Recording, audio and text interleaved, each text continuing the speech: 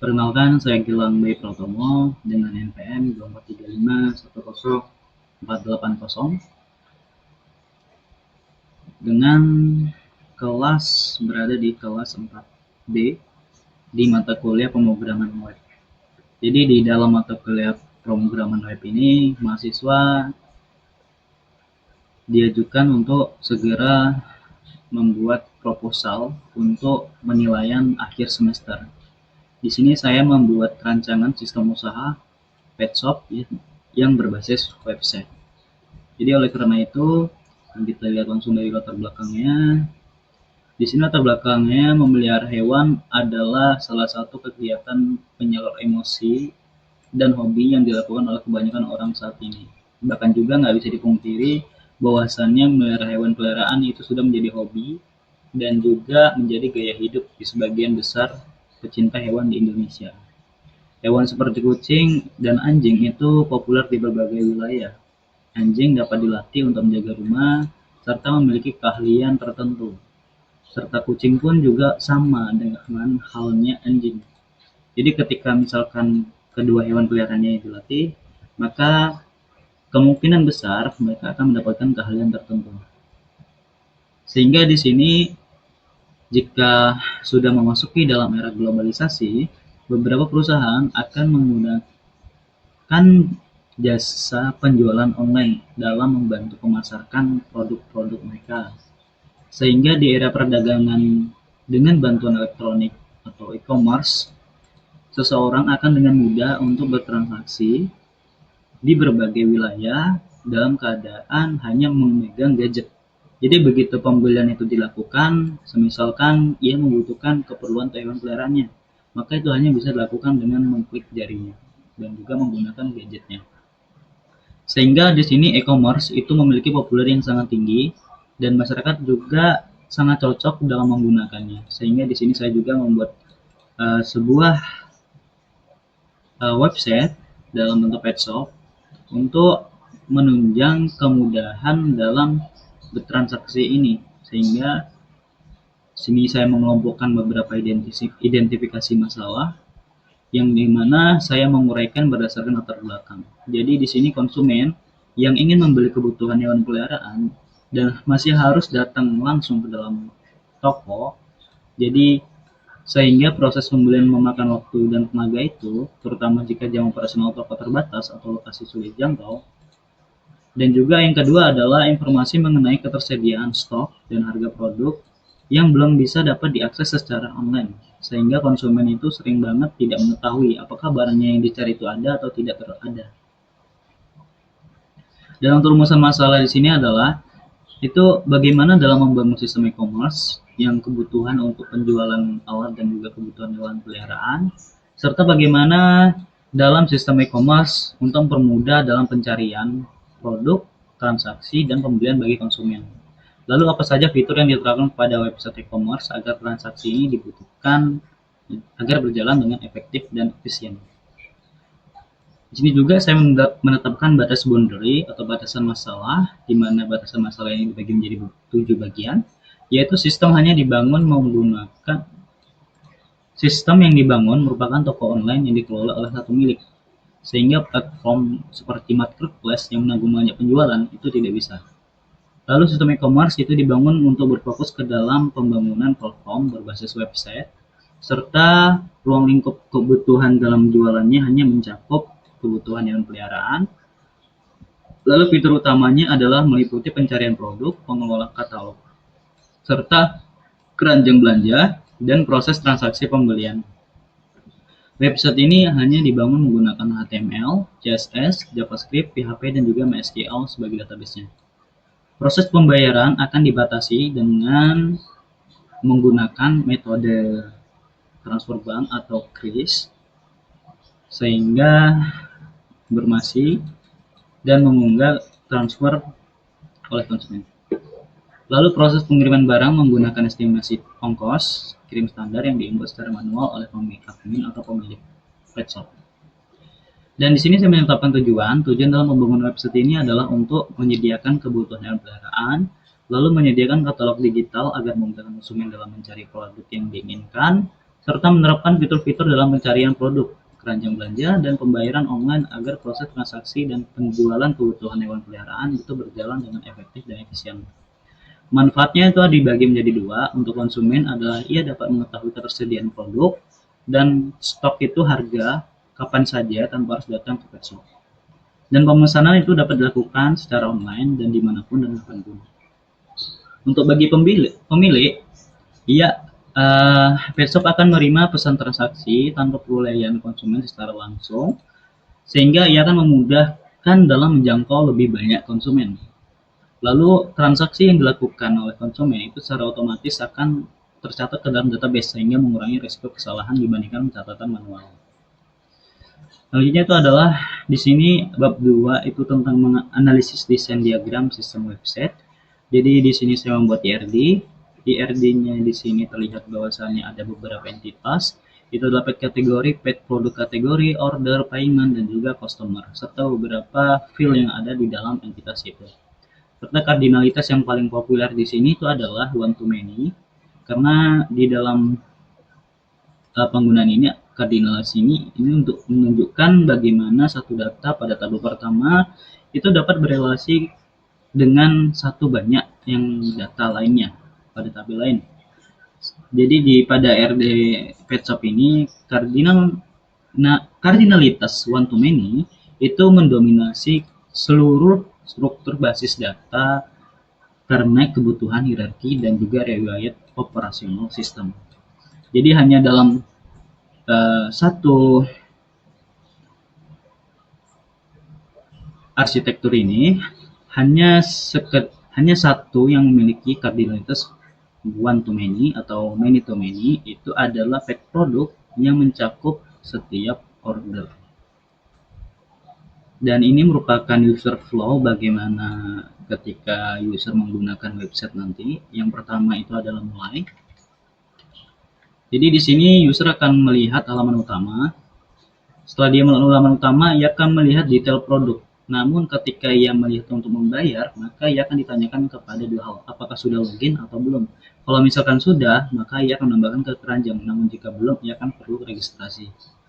Dan ini akan lanjut lagi, check out, konfirmasi WA, dan alamat web pesanan. Selesai. Ini adalah tabel dari database yang akan digunakan.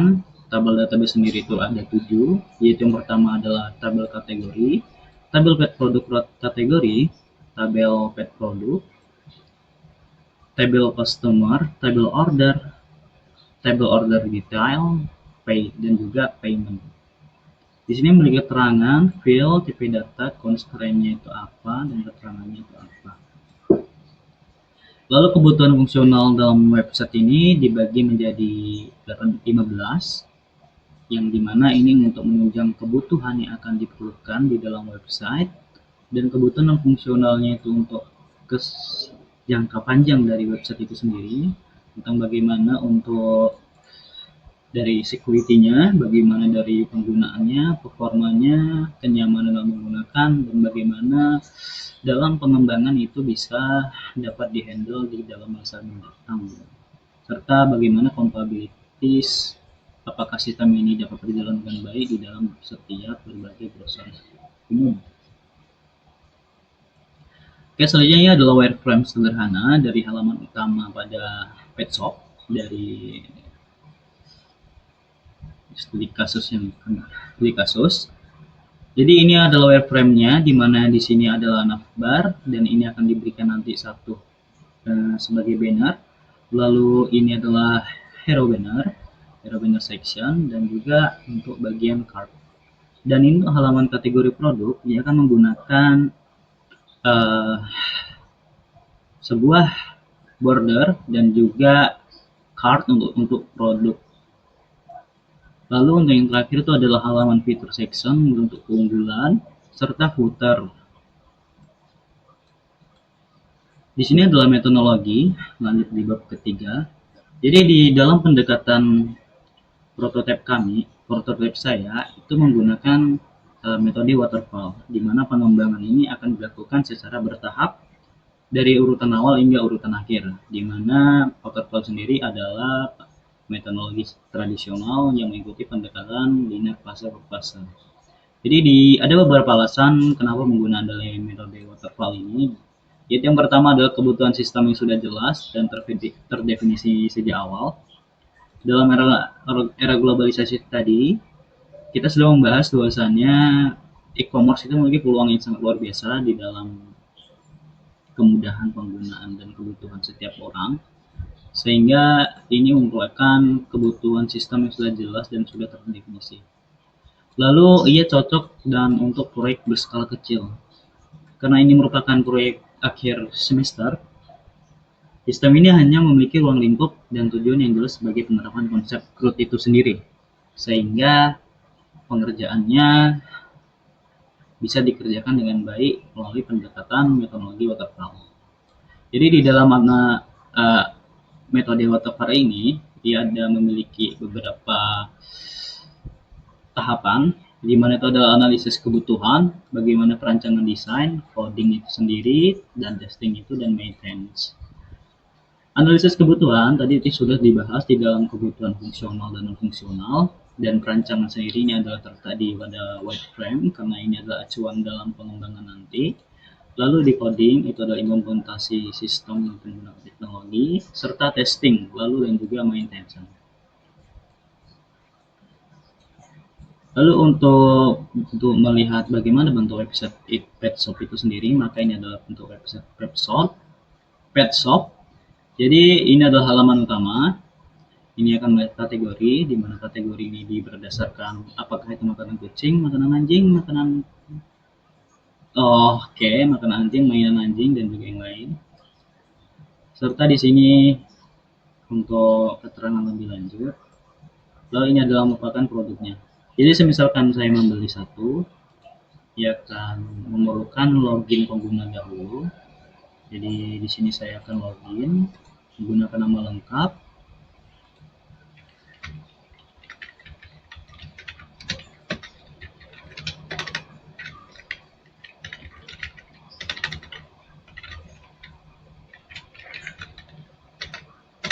Oke, Gandrotomo gmail.com.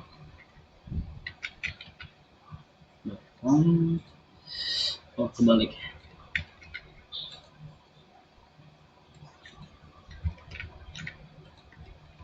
Paste ini nama tujuan Gandrotomo, ini nomornya, nama lengkapnya, jalan kaya, passwordnya masukin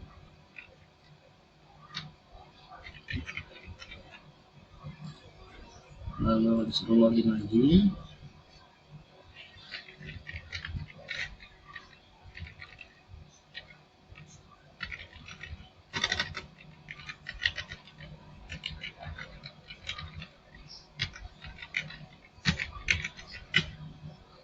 Masukin passwordnya sepertinya default.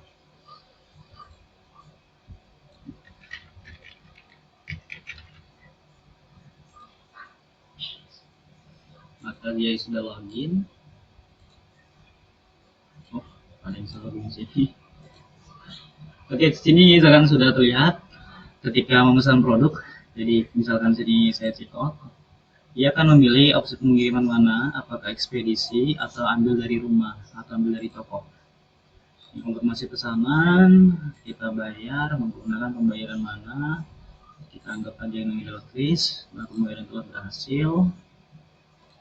Lalu ketika misalkan untuk ekspedisi,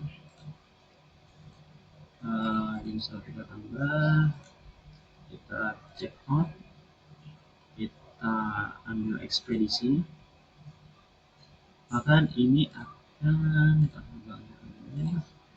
akan menunjukkan seperti ini. Jadi ini untuk pihak admin yang mengaturnya, bagaimana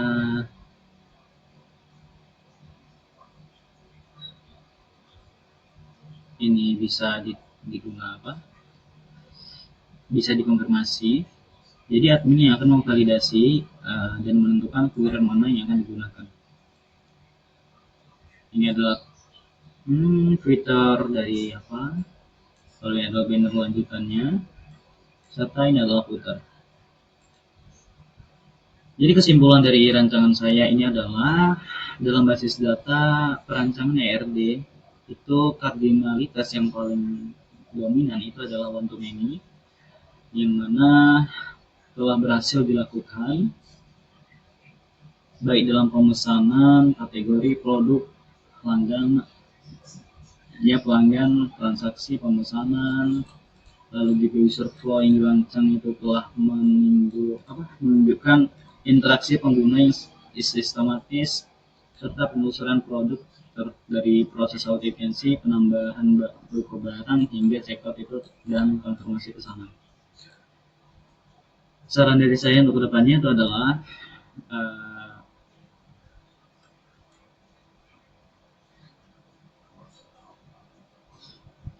kedepannya mungkin untuk membuat sebuah project saya akan membutuhkan waktu yang lebih lama dan juga lebih serius dalam mengembangkannya. Saya Gilang B. Pratomo. Saya akhiri. Maaf apabila ada kurang kata. Saya tutup. Wassalamualaikum warahmatullahi wabarakatuh.